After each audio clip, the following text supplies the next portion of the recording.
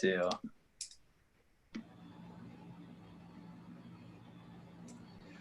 What is going on, Ridge Runner Nation? How's it going? It's Cam Wrench, the sixth man of the nation, here tonight with Wesley Harton, the Pat McAfee of ultra running, bringing you the live show this week with the winners of the Burning River 100 mile, Jennifer Russo and Harvey Lewis, who is having some technical difficulties and will be joining us shortly. We didn't want to keep you all waiting too long while he hashed those things out. And so we're going to be starting with just Jennifer right now. But don't worry, Harvey will be here and we'll get to him too. If you don't know who either of these guests are, I'm sure you're going to want to tune in. They both had absolutely great races at Burning River this weekend. They're two of the best ultra runners in the state, and it's going to be a really great show. So, Jen, Wesley, how are y'all doing tonight? Good. How are you guys? I'm doing great. I'm super excited for tonight's episode. Cam, what's our first question? You know how this works by now. Yeah, only I think 3 or 4 shows in, I kind of have it down a little bit. But as usual, I'm going to kick things off with our typical first question. That is, what is everybody drinking tonight? Do I have to go first? It's all you. Well, I've got, I was sharing earlier, I've got, the trusty water. Always got to have that. Got my my coffee, just in case we go too long, right? And then I've got my summer shanty beer or shandy beer here. Not open yet, but I think it's probably time, right? Definitely past time.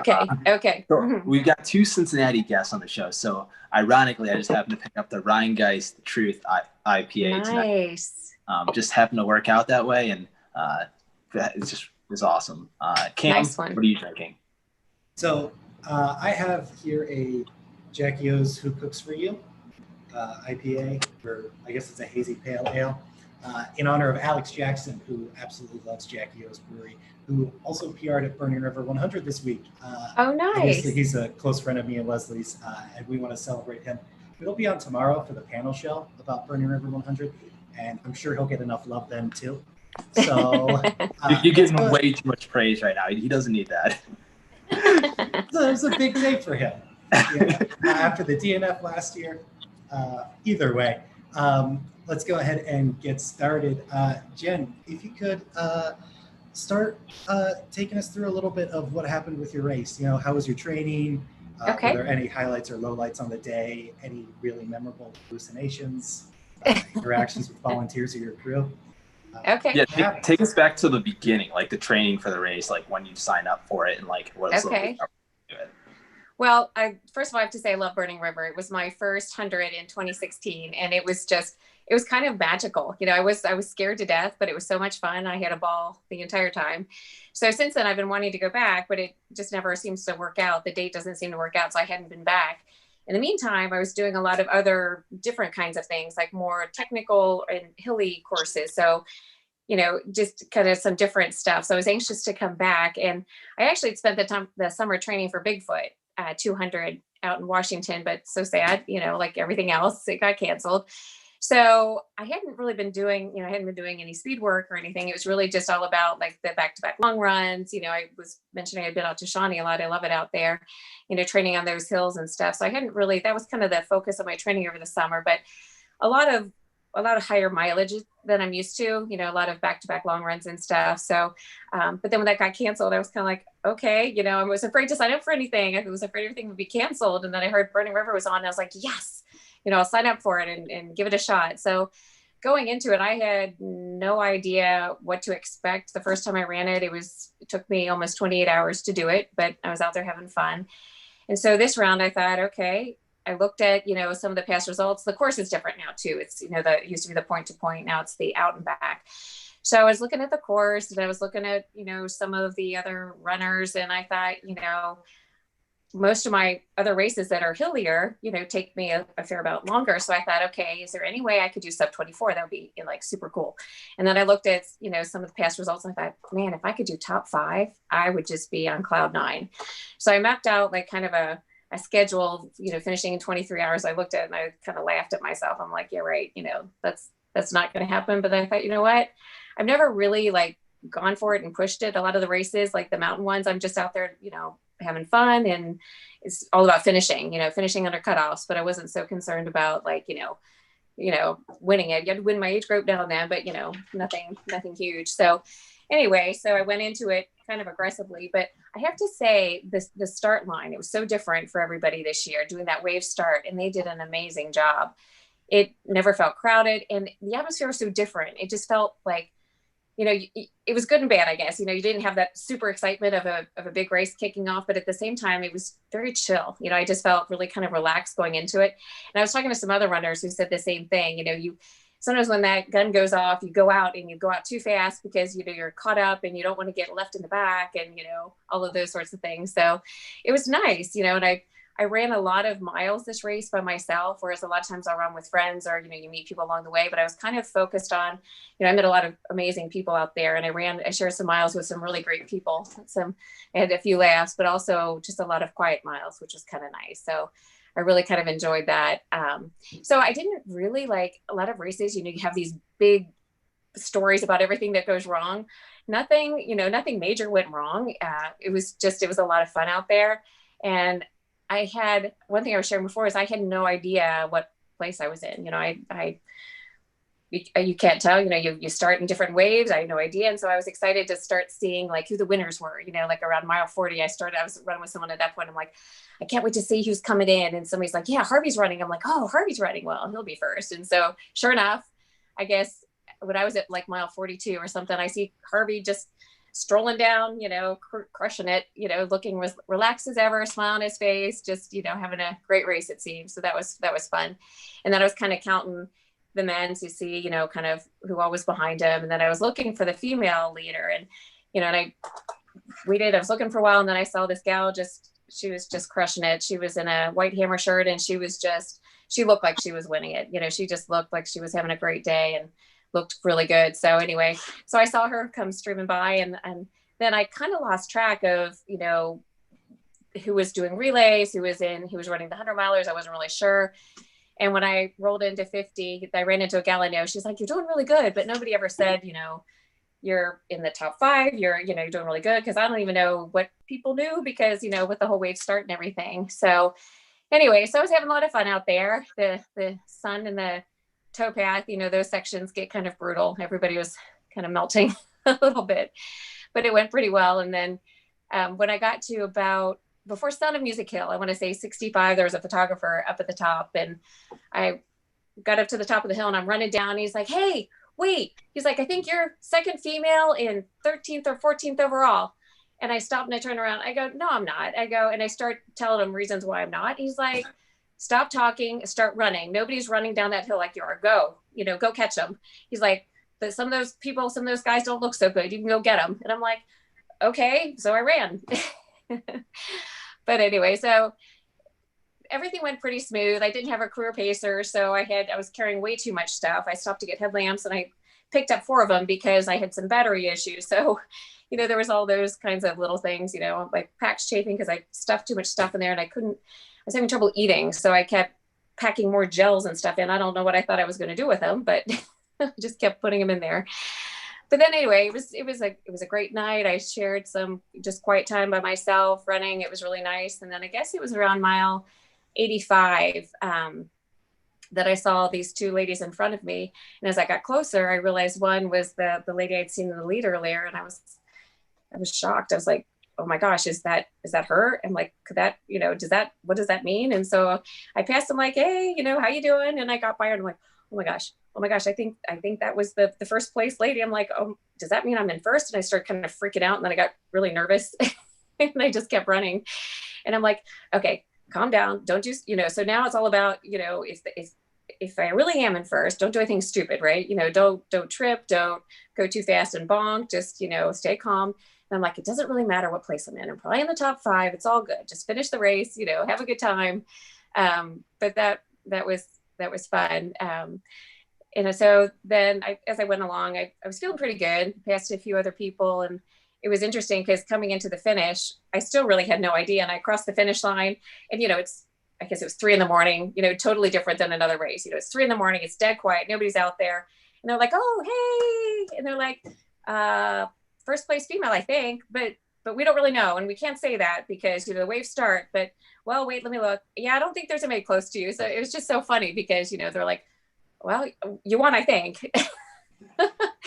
But I have to say, I was absolutely in shock, when people were telling me I was in second, and then, anyway, and then the top 10 thing. So that was, I have to say, for me, this was super exciting. It was a lot of fun. It sounds like it. For everyone on YouTube watching now, if you're in the comments section, feel free to ask any questions to either of our two guests. Obviously, you see that Harvey's officially joined us. So, Harvey, welcome to the show. Hey, Harvey. Thank you. I'm very sorry. I'll be late. Oh, no worries. No worries at all. Great We're to join you guys.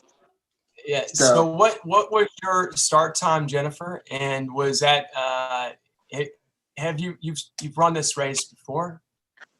I did. I ran it in 2016. It was my first 100, and it was super fun. I started at 4. So I projected a 24-hour finish, which I honestly wasn't sure that I could do, but I was going for it. I've never really gone for it. But I started at 4:33 or 4:36. I can't remember. 4:33, I think. So, yeah. And did you like that start time? I mean, for me, I think that was actually, my start time was 4 a.m. I think that was the earliest start time I've had for a race. Yeah. And it was fine. Yeah. What I did it in 2016. Like it? Well, in 2016, the start time was 4, and I had to take a bus to the start. So and it was my first 100, so I got 0 sleep. So honestly, the 4:30, I was kind of like, woo, I get an extra, half an hour, and I don't have to be bused to the start. But, it was good and bad. The good thing was, especially because this one was faster for me, when I got done, it was the middle of the night, I could go and try and sleep, as opposed to, it's daylight, and now what do I do, right? So it wasn't awful, and it was cooler. That helped a lot, right? Because the day got so hot. So that early start time was kind of nice. Was it too early for you? Did you want to sleep in? No, I mean, I guess I just, whenever they put me out, I'm fine. Like 11 p.m. for Badwater, 4 a.m. for this race. Some really other races, 12 noon. Yeah. It varies so much. So I always try to, whatever the conditions are, I just say it's the best conditions possible, no matter what. But exactly, it was a little hard because I did come from Circleville. So I left at 12. I got up at 12:50, and I left at 1 a.m. Yeah. And I drove to the start. And so I basically had very little sleep Friday night. Right. And I was already a little bit tired from the previous, event. I can't imagine why. It was, but it wasn't bad. It was actually really, I love that aspect of the race. It was very beautiful. Because when we started, it's something special about running at nighttime. Right. And I love seeing the lights of the other runners off in the distance in the woods. It was really beautiful. And then as this sky light, it started to get dusk, there were just so many interesting aspects. The mist was really thick. Yeah. And that was beautiful to me. And then seeing, the day go where you get to such a hot, humid day. And I'm really curious what the actual temperature would be when adjusted for humidity. Does anyone know what that was? I know it was 91 degrees, but when you adjust it for the high humidity, it really feels well over 100. Right. Yeah. I think they said heat index was the mid to upper 90s, but with Badwater, did it bother you much, or? Which aspect? The heat in the race? Yeah. I'm just thinking, no, Badwater. No, actually, the heat in the race, I knew that would be an asset for me. So, it's, I didn't think that there would be anyone that would be able to, deal with the heat quite as well as I do, because I've just got so much heat experience. So I knew that was at least one advantage going into the race. If it was 10 or 12 degrees cooler, the guy from Michigan and also from Seattle would have been much more challenging. I had to work even hard. Yeah, so, that's true. Yeah. So that definitely was helped me for sure. but it's something I definitely felt as well. Like everyone, I felt it, but I had to, a lot of adapting to like the heat. So during the daytime, I was making sure that I had, all my body covered from like the UV, like in the areas that were wooded.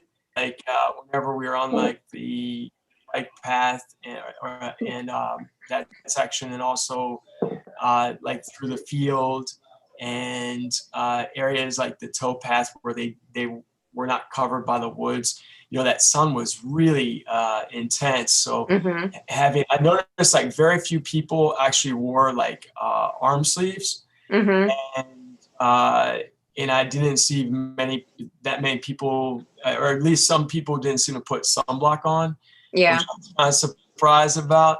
Yeah. So the arm sleeves, like when I'm running against someone and I see my competitors and I know that they're not doing certain things I know are really advantageous, it gives me a mental edge.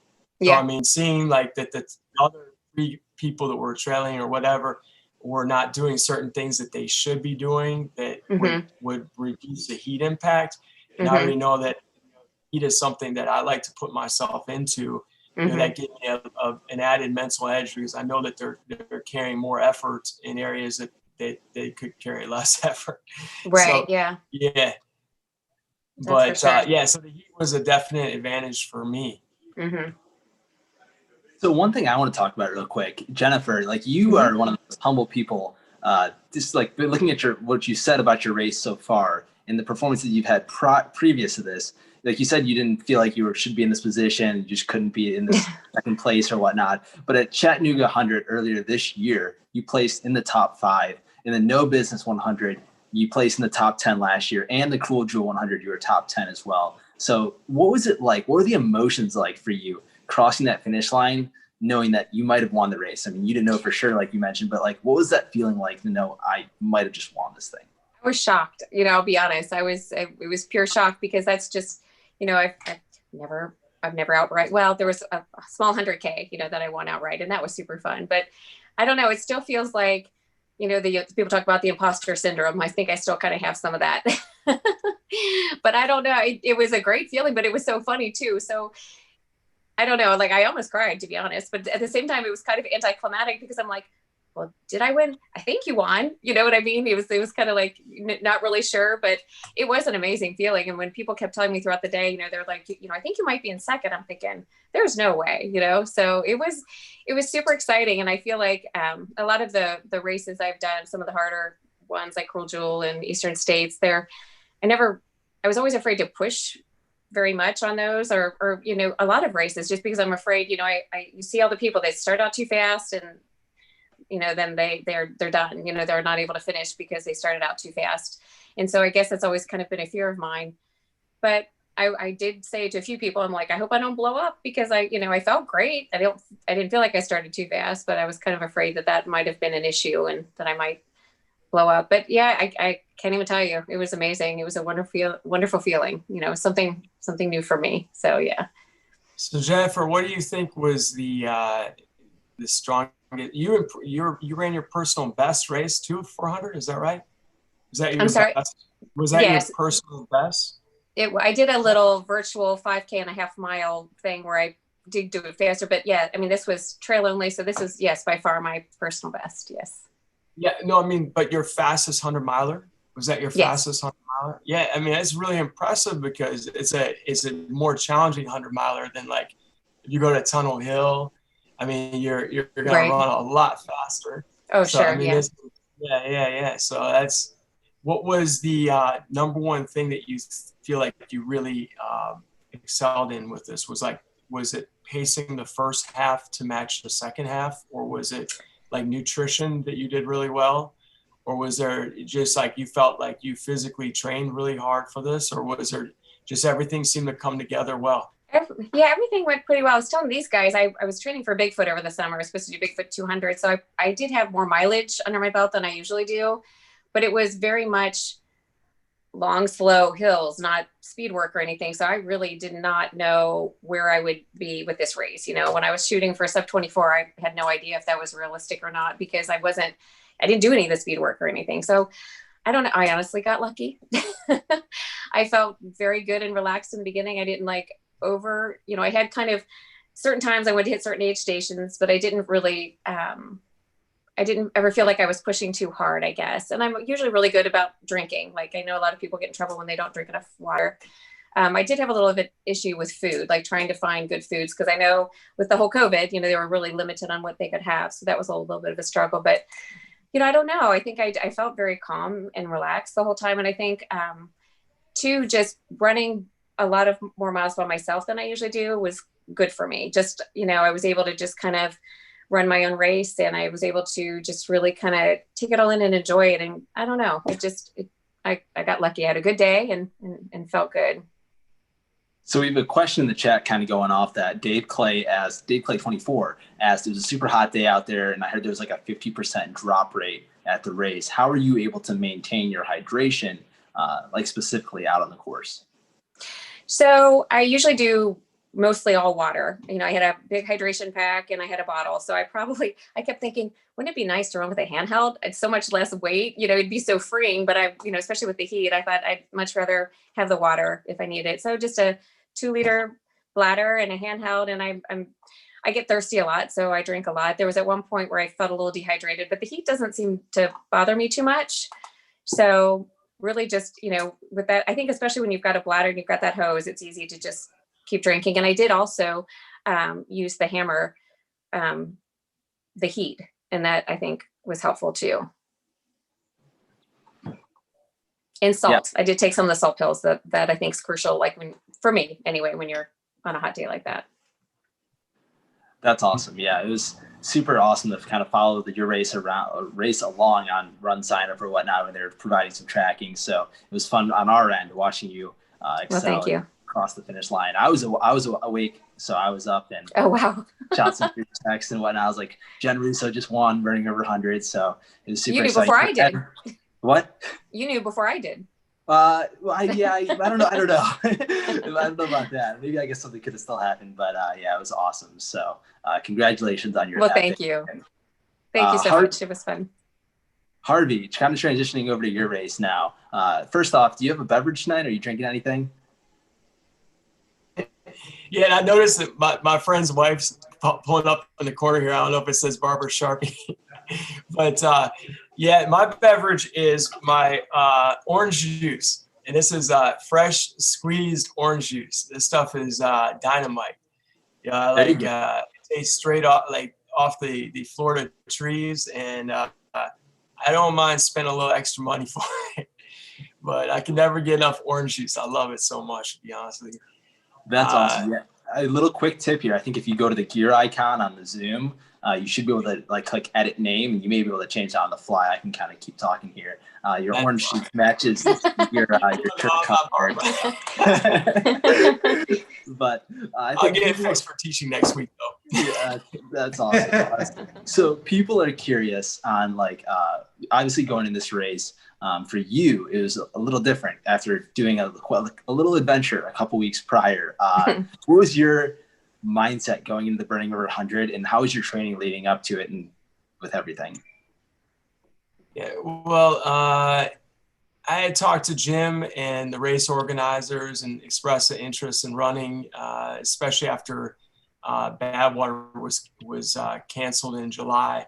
And I wasn't 100% sure if I was going to be able to put together the 146, because I was kind of waiting to make sure that certain elements came together, that there wouldn't be any restrictions on the park side or with the state or county. And so I was really fortunate that I was able to do that, but I still signed up for the Burning River 100. So I I wanted to still come up and I committed to doing that race with them, and I didn't want to not come up and do it. And plus it's in Ohio. So it's the last time I only raced it one time was in 2010 when it was just a straight, point to point course. Mm-hmm. And, in terms of Ohio, I mean, I think that Mohican and Burning River are the two major 100-mile races in the state when you're talking about trail races. And so Yeah, so I really, I between Badwater 146 and Burning River was only 11 days. So I basically just did my thing with like eating plant-based foods, getting enough sleep, doing hot and cold treatments, visiting Mr. Miyagi, who's my buddy who does ART once or twice, and just stretching, like nothing major. I really only ran like a few miles a day, but I ran every day. And then going into the race, I just I wanted to be competitive and try to win the race. But I really didn't know how my body would do, or if someone would show up that's gonna really run like a 16 hour 100 miler and be like really knocking the ball out of the park. But I thought that based on like the previous years and times, that I probably had a good shot if I could execute well. And yeah, I didn't feel like necessarily 100% for sure. Yeah. The week before, I have a thing where I run back and forth to work every day, and I've been doing it since 2013. And it's not that far of a run; it's like 3 miles. But a lot of days I'll add on to extra distance. But last week, I ran 2 of the 5 days I ran home from work. I actually fell down on the concrete. So that's a big indicator that I'm pretty tired.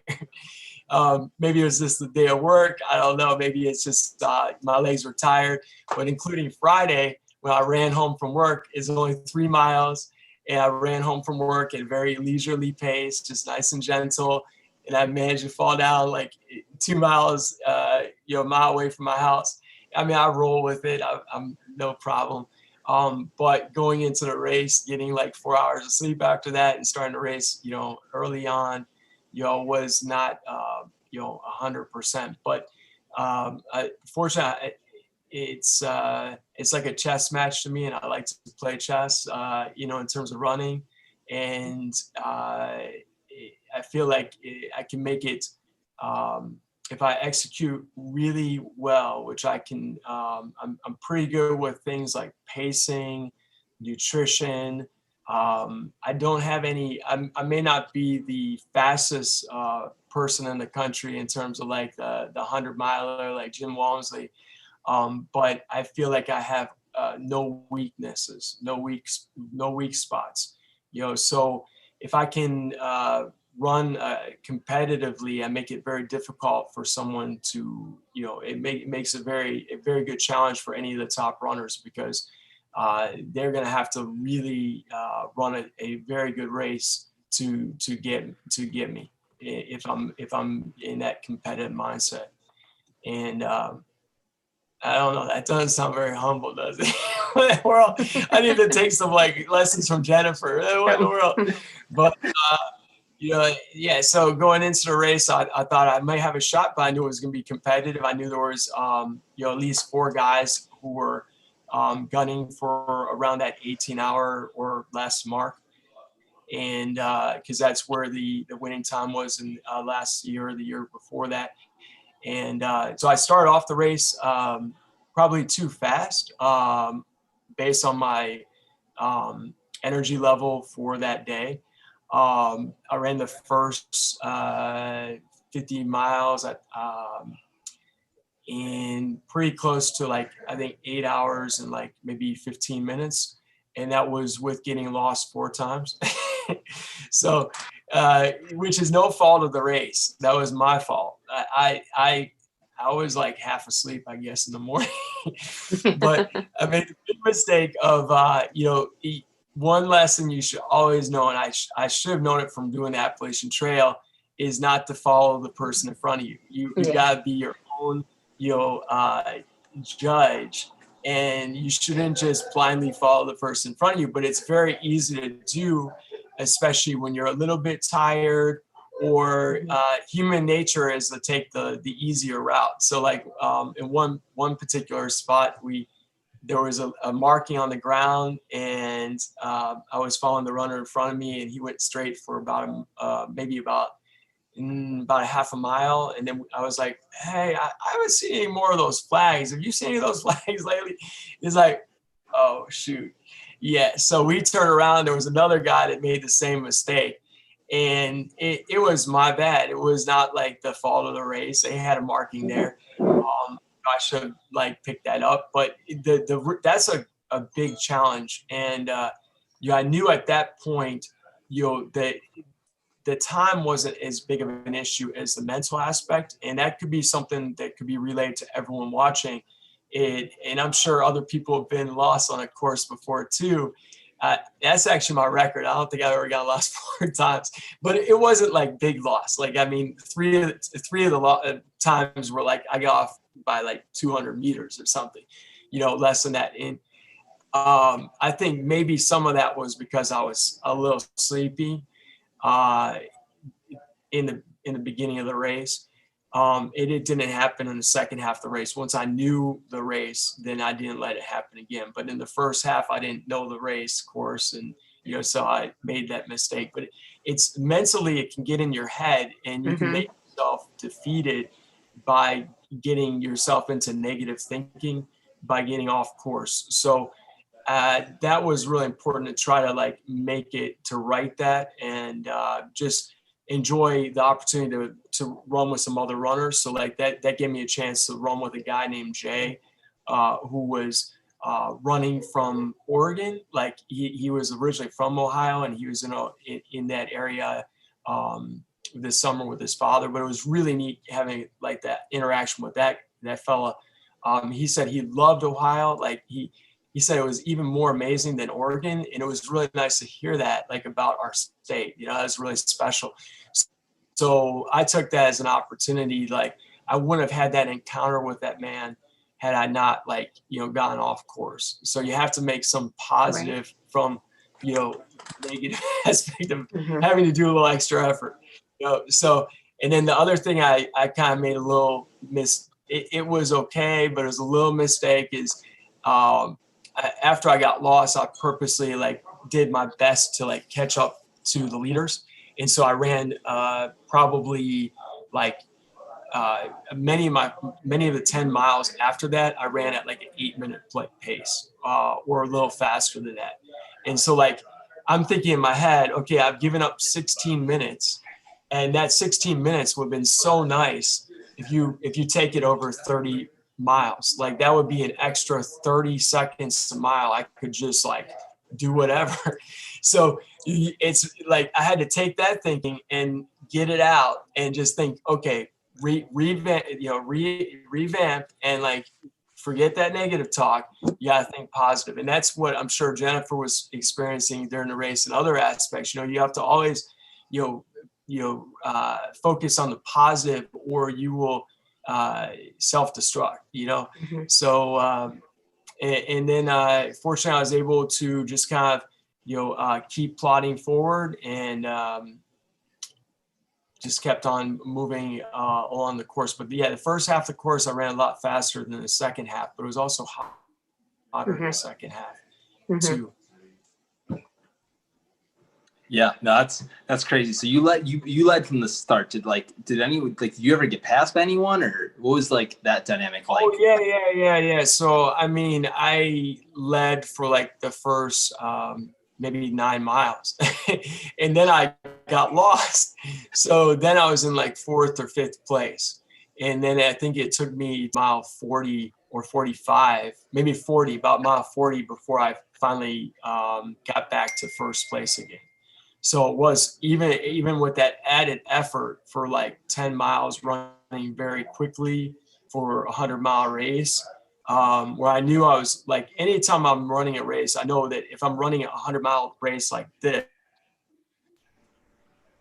than an 8:45 pace, and I'm taking time off my finish time by running faster at that pace. So if I'm running like an 8-minute pace, unless it's like down a hill, I know like for every mile I run at an 8-minute pace versus 8:50 pace or 8:45 pace, I'm taking 1 or 2 minutes off my finish time, like in terms of like making it slower, because I use too much effort in that section.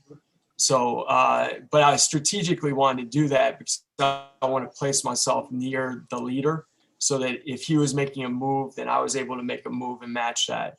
So I could like stay near where they were. So just playing the game of chess, you know. Mm-hmm. It's such a fine line trying to figure out, like, you know, what that pace is. And it's so neat. You've got all the experience to really know, to have that honed in. But yeah. Yeah, it's always the best part about an ultra is just the mental battle that you have with yourself Yes. and the competitors, because you're trying to sort of like fake it till you make it, so you don't seem like, oh, I'm hurting right now, and this person is a couple steps behind me. But Right. that's so. When did you, after you said you made the pass at mile 40, when did you know, okay, this is my race to lose, I just have to stay focused here and get to the finish line? Well, I mean, I knew that there was no guarantee until I actually finished the race, you know, because like Jennifer was saying, like even, you know, the last 10 miles, I mean, actually, the second place guy ran a phenomenal race from Michigan. And at mile, I believe it was about mile 65, he had pulled within only 10 minutes like of me. And it was challenging because I had started the race 9 minutes before him. But so then if he had caught up to me, then he would actually be ahead of me. So it worked out really well how we had the release as we did during the COVID period. And I felt like the race organizers did a really good job, and we can do this with other races in the future. But from a racing standpoint, I actually like releasing at the same time. So that way that, you know, if it's me and another person, I feel like I'm, because I have a lot of racing experience, I can do a lot of things to get a couple minutes ahead of them. But if they pull right next to me, it's harder to get 9 minutes ahead of them. You know, I feel like that, so that makes it a little more challenging. It made me have to work and ensure that they didn't get that close. And he did a really good job. He ended up finishing, I think, about maybe 40 minutes behind me. But there was a point where he was really trying to push it, and his team was really good. They were trying to help him, and they were like timing me and timing him, and, you know, trying to edge him, like, to come on, keep going, keep going. So he didn't let me, you know, win easily or anything like that. It was definitely, I was trying really hard to, and I was mile 90 to 100. I was like, oh, I would just keep on pushing. I was very tired. But, you know, from the very start of the race, I felt like I had a chance to win from the very start. Like, just, I just felt like if I do things, I run my own race, you know, I have that chance to win the race. Like, just, but it was not easy. Like that there were definitely elements in that race. It's a beautiful, beautiful race. I really liked the different places that you see. The crushed limestone path, like, was really neat to see. There was a lot of college runners, and people were keeping their distance, but there were people in the community. There were collegiate runners who were out there running. It was really neat to see them. There were people out there walking their dogs. There were parts that were like kind of like Hawking Hills. They had like the rock area. There were beautiful ponds we went by. You know, I was really impressed by just the beauty of the area. So that's another thing that I try to take in when I'm tired, and I try to take in the energy of the natural surrounding. And you know, it helped, but it was a challenging race because you have a lot of not so many rocks and roots and technical issues. I mean, it's not a very technical race, but you have a good amount of like up and down in certain areas. And then that heat really is impact. It really is an impact. I mean, you're going to run quicker if you're in cooler temperatures. Mm-hmm. So, but that was part of the fun of it. I mean, it's why we do ultras. We don't try to do an ultra because we're trying to find the easiest environment. It's like, that's what makes Burning River. And that's what makes it special and fun to run, you know, because you want a race that's going to be challenging and not just like the easiest race per se, you know. So that was cool. And yeah, so it was really fun seeing all the other runners out there. They were amazing, like so much fun to see every single person. It's so much fun to see them. That's awesome. So one thing that I was kind of curious about is, I mean, I'm sure everyone has seen pictures from the race now, but if you haven't, go over to the Burning River social media pages and check out their photographer, because he was absolutely awesome all day long. But your bib in the pictures, obviously, your bib said "Dream Big." What does that mindset mean for the people that are watching this? And also, the photographer is amazing. Jesse Kokotek. He is from Florida, and he made the trip all the way up to Burning River on his own volition. Jesse's a phenomenal photographer, and he loves photographing nature and also runners, and specifically ultra marathons. So this was his first endeavor into Ohio. So we were so grateful to have him. Just an amazing guy. Get back to your question again. Can you say it one more time? What were you wanting? So your bib said "Dream Big." So the Dream Big is just like a mantra I have that is really gets to all things, whatever that is. Whatever just gets. I was kind of pulled back to when I broke my neck in 2004, and I was in this cataclysmic car wreck where I thought that I was going to die that day, and I was like, it was really a incredible experience, and and I'm grateful that I had the opportunity to survive that and break my neck, have just another opportunity for life. And so, if you think about life is so fragile. And for me, running this race was actually I dedicated to a really amazing guy for me, Mike Renovitz, who was on our Cliff Bar pace team. And he had passed away the weekend before. And so we were pacers, and we had spent like 8 years together running these races all over the country. And he was just the funniest guy I know. He really lived life when we were together on the Cliff Bar team. And I think it's just life is so precious. So we have to go after whatever it is, whatever that is for everyone. Everyone has their own dream big, but think big and go for big things, whatever that may be. With relationships or work or community or volunteering, whatever that is, go after it, because this is the time.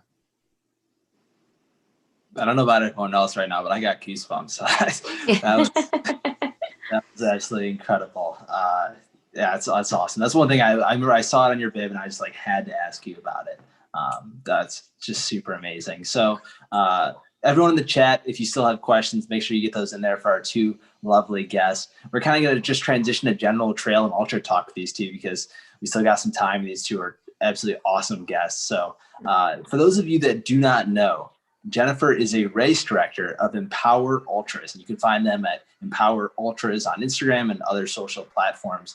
I just want to talk about that experience for you, Jennifer. What's it like being a race director? We had Nettie Zapatella on last week, and she's also the co-race director there. So it's kind of funny you guys are on back-to-back episodes. But talk a little bit about that experience of being a race director. So it's so fun.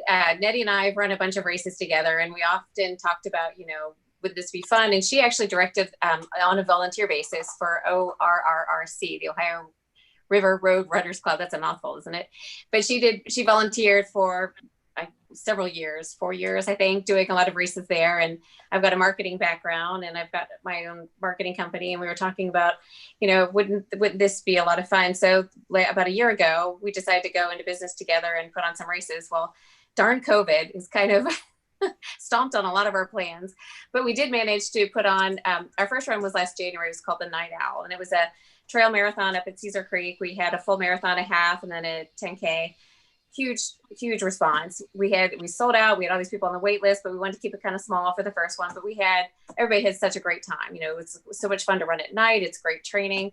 And then we had a timed event too that unfortunately COVID forced us to go virtual, but we're super excited. I love coming at it from the other side of this and just watching runners. Our biggest thing is that, we want to give people great races. We want them to have fun, and we will cheer for them with our whole heart and do whatever we can to bring them success. So super rewarding, lots of fun. And we can't wait to be able to get out there and put some more on as soon as we get over this hump. But yeah, so thanks for asking about that. It's super fun. Yeah, your virtual run was a vertical challenge, I believe, and it was 25K and a 50K distance. So we've had two actually. So okay. we had the climbing challenge. Yes, and it was how much could you climb, in a 50K and a 25K. So Nettie and I did it too. That was a lot of fun. And then before that, we had the vernal equinox, which was an 8, 12, and 24-hour run. One of those events, like in that period of time, it was a 3-mile loop. How far can you run? So our permits got pulled because it was in April, but we offered a virtual option, and a lot of people did that. And since we couldn't all be together, Nettie and I, socially distancing, went around and cheered all of the people on. So we really wanted to give them as much of a race experience as we could. So they'd tell us where they were running, and we'd go out and we'd cheer them on. We made signs and went to visit everybody throughout the night as they were running. So that, we did the best we could to make it feel as real as possible. So it was a lot of fun. One thing that I was inspired by, just looking at the Instagram page, was the featured runners section. What does it take to be on one of the featured runners there? Not a lot. Sign up for the race and you'll get a feature. I'm very serious. You sign up for the race and we'll if you will share your stuff with us, we will feature you. So awesome. Come sign up.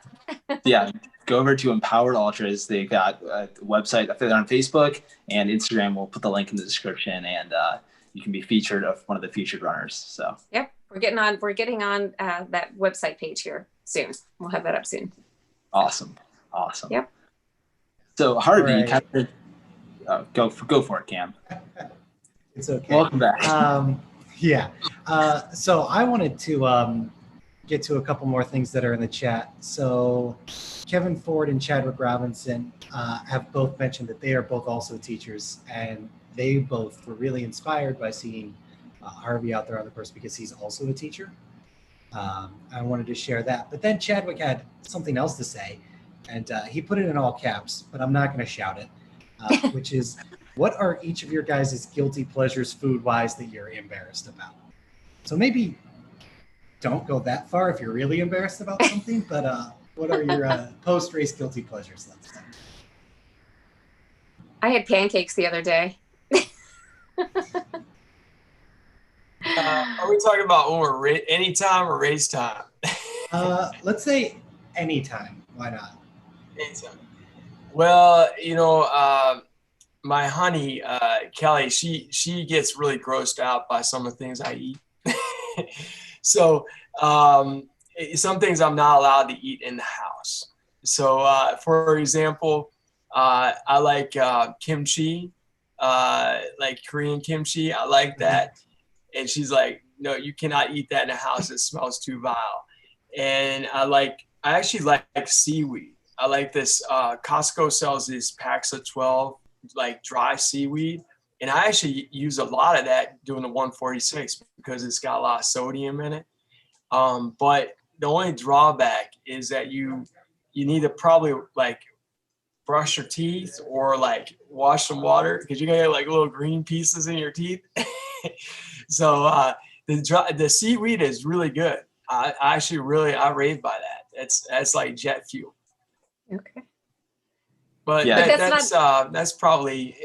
I have a lot of really other eccentric things I eat. I eat vegan food, so I love all kinds of vegetables. Pretty much anything that's that's vegan, I pretty much eat. So the guilty pleasure, Harvey, really bad for you, like potato chips and ice cream. Oh yeah, a lot of that. Well, okay. Well, yesterday I shared this picture of my food at school that I ate. And I had all this guacamole and hummus and sweet peas and things in there. But I ate a whole box of popsicles for lunch. as there well. you go. That That's feels okay. more Now like you're- a guilty pleasure. Yeah. There you go. Now you're good. Right. That's awesome. Cam, as the host, we're excluded from this question. We don't have to answer this. That's just how the rules work here. So yes, that's good. I'm well known as a person who has never had any guilty pleasure foods. Exactly. Harvey, I want to talk about, we've just got some time here. I want to talk about the 146. So we've kind of hinted at it before, but let's just do a quick deep dive into that. Before going into this, you had two goals. One of them was to raise money for the City Gospel Mission in Cincinnati. And then one of them was to set the FKT. Talk about how both of those goals went for you over the course of that journey for you. Yeah, it was just a magical experience, honestly. Having like a really ambitious goal and then to see it come to fruition is just one of my sweetest experiences ever in running. And so the City Gospel, that's kind of an interesting one because I've kind of been a donor, but I've sent small, contributions over the years. And I sent out like a check this summer. It was like not that big. It was like $25 or something like that. And a lady from there actually called me and thanked me for the contribution. And that was like the same day I was really contemplating like what charity do I really want to like run for. And it just made a real positive impression. And that it's kind of a lesson for all of us in life, like just appreciation, like how that can make that one phone call made such an impact on me, like her saying, I really appreciate it. And, is there anything we can do to pray for you or anything like that? And so I also was thinking about COVID-19 and just the challenges that people are experiencing, in our communities today. And that I think that finding when we're doing something with our running or events, like if we have like a larger calling or something that's really pulling at us, it means so much more to us as well. And I've done things, but like when I first got into ultra running, I can remember doing a lot of like things like raising money, and I wasn't really sure how well it would go. The guy who I contacted with them is like, well, how about we set it at $5,000? And I said, oh, I don't know about that. Like, let's go for a goal of like 2,500. And even then I thought that's going to be a big push. I'm gonna have to really try to like, contribute a lot myself or, have, call a lot of people or something like that. And so to see people really galvanize behind their charity, it's for raising money for individuals that are like homeless situations and recovering. It really meant a lot to me. And we had people that donated anything from like $5 to $1,000 for a charity. And so when I got started in Death Valley, like one of the early moments was, I think about mile 17 in, my team told me that we had already reached a goal of 5,000. So that really touched my heart a lot. And that definitely, kind of cemented some more feelings like, that we're going to make this happen. And so then, I had a really extraordinary team out there. And also for the Burning River 100, I did not mention Bridget, which was my crew chief, along with Ranjan and Alec, who came out and were pacers. And that would have been a lot easier for Jennifer if she had that, because that would have been like an extra hour off her time at least, because they were so incredible. And also my honey came out too. To pace. But, so when I was in the Death Valley, I had 3 phenomenal people that were with me to the 135. And then I had 3 Californians that joined me that were really, really incredible mountaineers. And they were like a safety net. So then I felt comfortable pushing my battery down to like less than 1%. And so when I got to the finish, the last mile, like I really pushed because I was actually quite far behind Marshall, who had the record from 1991. I was behind his time by over an hour and 15 minutes when I left the 135. And he was also incredibly supportive. And he's actually out there right now doing the 135 or 146 at age 69 for his 30th trip. And he's probably about at mile 90 right now. So Marshall was an inspiration as well. And he called me when I got to 135 and told me, Harvey, you got to keep going and you got to do this. And I was not feeling so hot. And so it was a real surprise to be able to push through it and make it up to the top of the mountain. And to have, we didn't know if we would be the fastest time or the second fastest time, but somehow we made it. It was awesome. Pretty amazing to get that. That's incredible, especially just having your Burning River performance just a week or so after is just absolutely awe-inspiring to kind of see both epic adventures back to back for you. So it's been fun following along.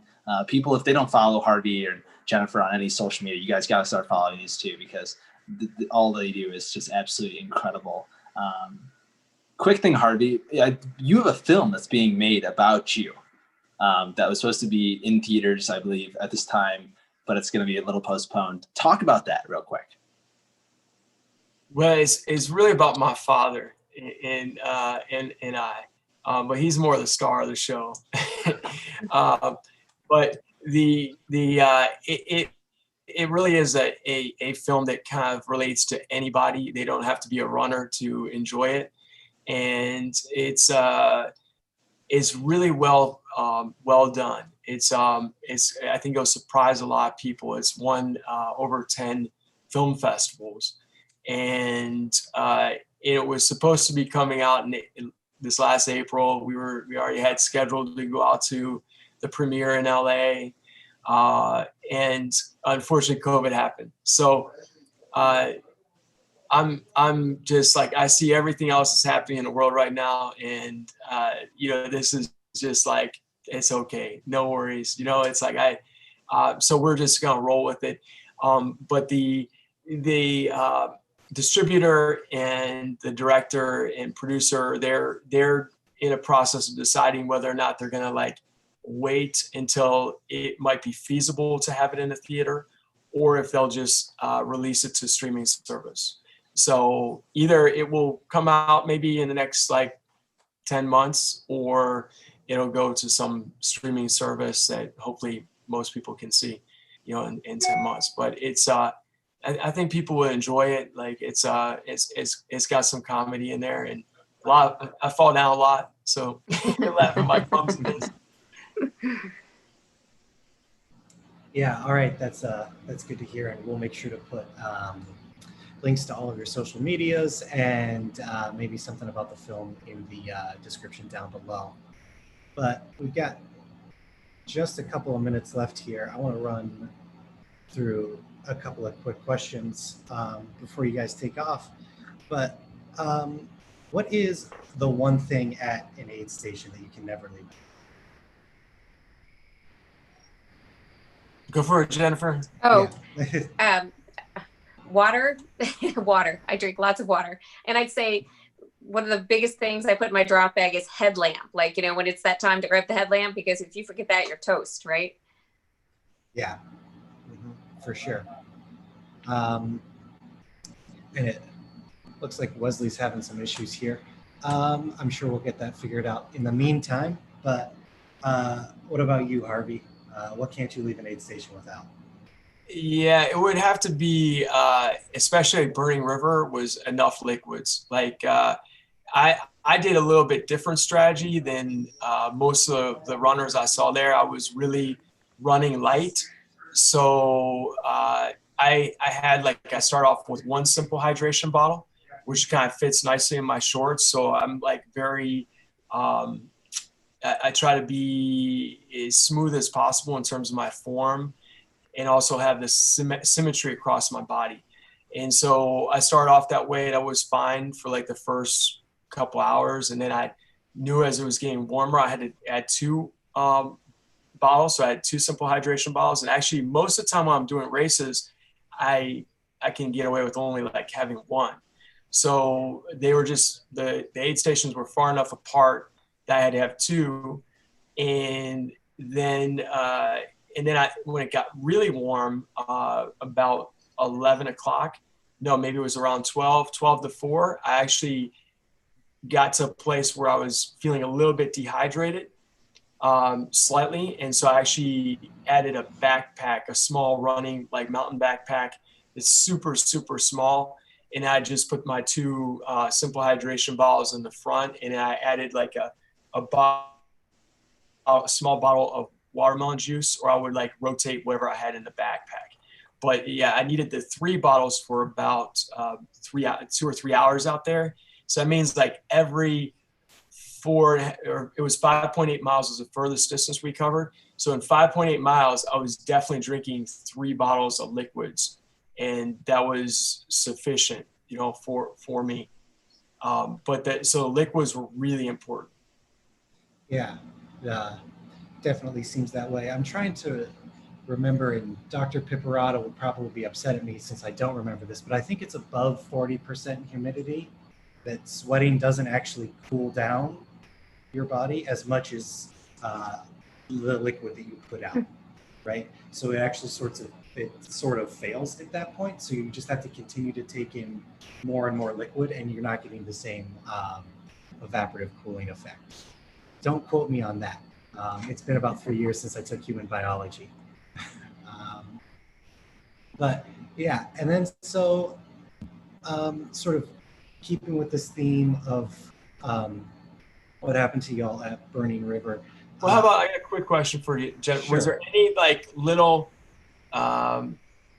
something that you applied that you think may have been like something special that helped you in the race, like a little trick you did, something that was impacted you by the finish line? I don't, not really, not that I can think of. I can tell you the opposite though, is I stuffed my pack way too full. Like I carried a really heavy pack the entire time, which was kind of dumb because the aid stations were so close, but I was debating, like, do I fill the bladder up really full and then I don't have to stop, you know, or do I go lighter? I think in hindsight, I would definitely go lighter. And I was having issues with the eating thing. So I kept shoving more gels and bars in, but I wasn't eating them. So I think I was, getting that ultra brain, right? So, no, but I learned, I've learned some smarter ways to handle that in the future that I think will help. Yeah. I know, like when I left the aid station, I would always try to take 1 gel as well as what I would eat at the aid station. So I would like kind of tuck it in my shorts and then try to eat it. And, but there are a couple of small things that I did that I know make an impact. So like one thing I did is when I went by the stream, I actually like take my buff that I was using for my face mask, and I would when it was in the hottest part of the day, I like just took water and I just like got my whole body cooled off for about like 30 seconds with that water. And that really makes an impact.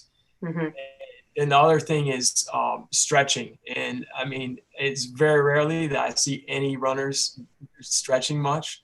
And I swear by that. Like, I can see that. It's a huge impact. Like, it will take like, I mean, I'm giving away all these secrets here. But it will make you like an hour faster in a 100-mile race if you apply it properly. Like, I have my stretch I do, it takes 40 seconds. And I do that like every hour. Like I do that stretch. And, it makes an incredible impact, in terms of like how you feel at the finish of the race. It's giant. Okay. Good advice. Yeah. Awesome. And so just to be clear, are you stopping and stretching during the race every hour? Yes. Okay. I was going to say that. You don't see many people do that. Yeah. No, I would say that's very different. Yeah, I know. And I win the race. So, so, I mean, it's very powerful to do the stretch. I basically you can follow you know what, I'll do this. I'll post a picture tomorrow. Follow my Facebook, and I'll post a picture of my stretch tomorrow. But there's basically, I usually find a tree and I like stretch my hamstring, my quad. I like do like the simple little yoga move where you sit down, you squat down on one leg and you cross your leg over the other one so you get your hip. And then I reach my leg back, stretch my quad that way. I lean into my hamstring. I also stretch my calves. And I usually do something like this with my arms. Bam, like 40 seconds. Oh, it's huge, like huge. Like your form is going to be so much stronger. Giant impact. So, you know, at the end of the race, you're going to feel really strong, but very few people apply that. Like, I mean, even when I'm doing the 24-hour world championship, you know, I do that like methodically. You know, it's like and then when I'm running that race, I will run the same speed the last, you know, 2 hours or 3 hours that I have the whole race, you know, consistently. That's how I did in the world championship, where I ran like 160 miles in October. Is that stretching is so crucial. It makes such an impact. Good stuff. But I choose to not do it. So, because some people perceive it as you're injured or as a weakness. So I'm careful on how I do it. So if I'm racing Michael Owens, for example, we're doing a 100-miler, I'm not going to do it when I'm right next to him. I'm going to go sneak around, get ahead of him a little bit, or, you know, go behind him and then do the stretch. So he doesn't think, oh, Harvey's injured, I'm coming to get him now. I still haven't had a rematch. You know, he got me in that. He got me in Mohican back. I think it was 4 years ago, and we had a good race, and it was a lot of fun. So I have a story about that race. So this was my first 50. So I was a young ultra runner back in the day, and I came in the mile 44, and you came in first you were at mile 77, came to that aid station right before the last one, like 7 miles to go before the end of the loop. You came in, and then Michael came in a couple minutes after, and I saw you guys, and I was just in a chair, just out of it. And you guys came in and out in 2 minutes. And so I feel like everyone watching this probably has an amazing Harvey Lewis story and whatnot. And so that was mine from that race specifically. But Michael thank you very much. And that's so cool to share that. Michael, he's a fantastic guy, you know, so he's such an incredible runner too. So it's always fun to, you know, challenge each other a little bit. Definitely. So obviously, I don't want to be racing him in a 5K or anything like that. even a 50K is rough against Michael. I need a little more distance of that. Well, you guys had a good battle at the Quarantine Backyard Ultra. That was kind of that was a unique race that was a once in a lifetime. You know, it's that race was you know, it's just like that was kind of a kickoff for like the whole like virtual racing that's kind of happened in terms of ultra running. And it was so neat to see people in like Australia running around a bar that was like the size of this room, and people on their like flats in France. I mean, it was just amazing to see all those people.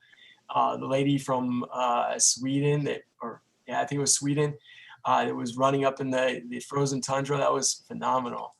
But I did find it's challenging running a virtual race when you don't have any competition and you're just running in your own neighborhood. It's really tough. It's tougher than a normal race because you don't have anyone else to kind of give you a little challenge or run along with. It makes it really tough. Yeah, no, that was one of the most exciting weekends of the year for me. It's just like staying up basically the whole time and watching you guys just do your thing there. That was super fun to watch. For everyone watching this, if you made it this far, make sure you subscribe to our YouTube channel and click the bell so you make sure that you get notified when we have the next guests on and whatnot. We still got some time here. We're going long tonight, but that's okay because this show's been absolutely awesome, and I'm totally fine with going. We can go another 2 hours. Jen's got the coffee. We're fine. Maybe not 2 hours, Wesley. Okay. It'll just be me. Cam, I know we have a couple more rapid fire questions that'll make them super short here before we get out of here with these two awesome guests. Yeah. So our last two questions right here, Jen, you can lead us off, but it's if ultra running had walk-up songs like baseball, what would yours be? Believer by Imagine Dragons. Okay. I love that song. And what about you, Harvey? Man, that's tough. See, it would have to be some sort of soundtrack. Like I love soundtrack music. So my pacer, Alec, he was playing the Rocky music at one point, like mile 91. So we'll go with that this week. But I would definitely have to rotate that every week. But definitely soundtracks. I love those. John Williams scores, like they're just really incredible, and they just get you kind of like psyched up, and I think music has that power. Mm-hmm. Totally. Do you guys ever get like a runner's high? Cam or Wesley or Jennifer, do you ever get that like runner's high? Like yes. Where it's like you're at a music concert and you're driving down like in a convertible, and when you're running, you just feel like. Yep, I remember the end of Grindstone. I don't know what happened, but the last like 20 miles I put on music, had a grilled cheese and coffee, and I was on top of the world. Like, it was just like the best 20, 30 miles of my life. So yeah, I think the power of music is amazing. I don't listen to it much in races though. Like, I don't know. I should probably do more of that. Maybe it'd help me be faster. Yeah, I never use music, but I turned it on for my Shawnee adventure that I did a couple months ago, and use it for like the whole night section because I was solo. So it's something to have in the background and not just my thoughts all night. So that can be scary, right? Exactly. Definitely. Yeah. All right. And then here's our last question of the night for y'all. But if you could run with one person from the history of the world, even if they aren't a runner, literally anybody, right? We'll just say that for the purpose of this question, they'll be able to keep your pace and go as long as you want. Who would it be? Can I pick these two? Thank you, man. I think we might be able to make that happen, Wesley. I can pick Harvey. Whatever you want. We're gonna run in, Great Seal or something. We'll meet up. Definitely, that'd be awesome. Oh, that's a really tough one. There's so many great options. How about Amelia Earhart? Love that. Or Harvey Lewis. Well, that's very kind of you. I'll come run up down New Richmond. You remember New Richmond, right? Yes. Yeah. That's really interesting. I have another side story, but I'll talk about that one another time. Okay. This summer I did this kayaking journey from Columbus to Cincinnati, and that was really the training that got me ready for the 146 and the Burning River 100. But I'll tell you guys about that another time. Okay. It was like a 5-day journey and I passed New Richmond after going through the lock system. It was absolutely amazing. That's really cool. That kayak journey. Never in my life further than 15 miles, but it was 240 some miles, just stunning. Wow. But my father, I'd say, like running with my father's, it would be, he doesn't really run too much, but occasionally he does kind of run, even though he shouldn't be running probably.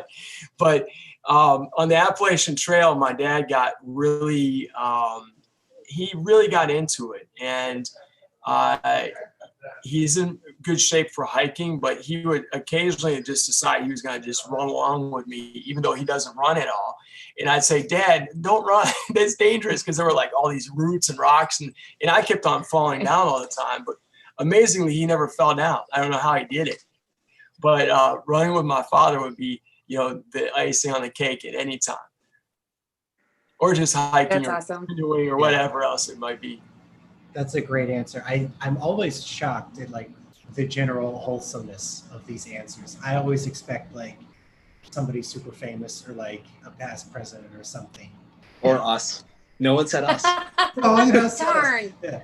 That was my We're first pretty answer, but accessible, I Wesley. didn't Maybe want to next embarrass you. episode. Maybe next episode. Amelia was a good one. Yeah, character. Mhm. But the other No. person that really, I would, if it was someone from history, would be Muhammad Ali. Yeah, I mean, Yes. Muhammad Ali, I feel like was the greatest sports athlete of all time, because he not only embodied like the incredible sportsman he was, but it was everything he did was for a greater purpose. It wasn't about just sports at all. The sports were just a matter to introduce the man to the stage. So, I mean, the fact that he gave up his title for his beliefs, and, you know, he did so much for the downtrodden. And if you haven't been to the Louisville Museum, it's absolutely stunning, phenomenal, and definitely recommend it. It's like one of the best places you could go for a museum and be inspired. So Ali would definitely be the one. We'll take a Ridge Runners road trip and get There down you there. go. See? Well, thank you guys for having us. Yeah, thank you guys Yeah. so much for joining y'all us. for joining. Congratulations, Jennifer. This is only the first of many champion races. Yeah, I don't know about that. Oh yes. Oh yeah. Before we Well, get out of thanks. here, what do you guys have, like any sponsor plugs or anything you want to share with us one more time? So Ridge Runner Nation, I know how they are. They want to know what everyone on the show is up to and what they're what is for all of you guys, what is the next type of event that you also want to do? I'd be curious to hear both Cam and Wesley and Jennifer as well. What's the next event you might be doing? Like even with the COVID, like maybe you're looking to the winter or spring or beyond.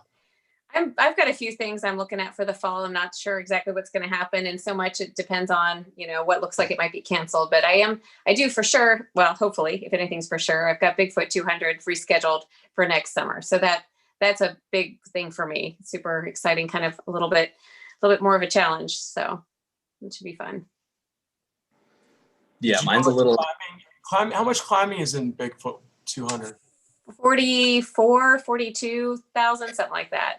Yeah, and it's in the wilderness. How often might you have an aid station? So it's out there. It is super remote. It's a point to point, and it's there are many aid stations where it's 20 miles, which they say can easily be, you know, 10 plus hours, kind of, you know, between aid. And are you allowed to have anyone as a pacer with you after like 100 miles or no? You can. I probably will just fly solo out there. My family, this summer we were supposed to go. My whole family was coming, the kids, everybody. We had this great trip planned, and then COVID, right? But no, I was planning. I've got a sister who lives out that way, and she runs, so she might do a little bit with me. But I was pretty much gonna just go solo. And how many people are in the race? 200-ish, I want to say. And then they do have a 50, I think they have a 50, a 70, and 100 maybe. I can't remember. So, you know, it'll be interesting. I spent a lot of time this summer out at Shawnee doing some nighttime and others just by myself, because I'm like, you know, I may not see anybody hardly out there. You know what I mean? Just over that, it's such big country and over that expanse. So kind of terrifying, but super exciting. Katra does that race, who I'm friends with. Yeah. It's going to be very interesting because it's got such a different specialization you have to adapt to. Okay. Right. But I'm used to carrying a heavy pack, so, you know, I'm good. Yeah. So for me, if I can get off for work, I'd love to be back at the Shawnee 50. That's my probably main staple race every single year going forward. After that, I'll be in OBU. I should definitely be there for that race. I saw Harvey, you might still be there. I know you're on the entrance list. And then after that, in December, I've got another big adventure planned, kind of just flying solos or just another just adventure, running adventure. So I'll leave it at that. Okay. Cam? Yeah, and well, between graduate school and a stress fracture that I got right before COVID started, I'm really just trying to go for a nice like 25 to 30 mile long run with some of my friends again. That's what I'm really looking forward to. I'm not going to lie. And how about you, Harvey? Able to hike again? What was that? Oh, sorry. Go ahead, Jennifer. Oh, no, I just said, well, finish your thought. I was asking what you're up to, but go ahead and finish it, Cam. Are you able to hike like now, Cam? Are you back to hiking, or you still have to go easy on it? I've been trying to build back up to running. I did, I think, 30 miles last week, but then I just started, I'm working and I moved back to Columbus, and between the move and starting to work, I kind of was burning the candle at both ends, and, you know, I feel like I just need to get some good sleep this week. Yeah, sleep is so important, especially for that injury and healing. But any bit you can do, like more on, I learned from Michael Wardian, like the more you can go on the soft surface, the better versus the concrete, you know, with that injury as you're recuperating. And rotating the shoes if you can. Yeah. But well, cool. It sounds very nice, guys. Yeah, for me, my big event coming up will be the Big's Backyard, which is down at Laz's property in Tennessee, and that's going to be coming in October. So I'm preparing for many sleepless nights. Yeah. And already practicing my 4-minute nap, you know. So there you go. Awesome. Yeah. Right. So that'll be my major endeavor for the fall that I planned. Who knows, maybe I'll throw in a couple other little adventures. That's awesome. Yeah, we'll have to try to get you on after that to talk about that experience as well, because I know everyone will want to hear that as well. Thank you both so much for coming on tonight. It was amazing to talk to you guys. Super long episode, but every single minute of it was just awe-inspiring. So thank you both for coming on. We're going to put your guys' social media and whatnot in the description of this video, so you can follow these two and see what they're up to going forward and whatnot. So Jennifer, Harvey, thank you guys so much for joining us tonight. Thank you. It was awesome, guys. All right, we'll see you guys next time. Okay. See you guys soon. Thanks everyone to watch.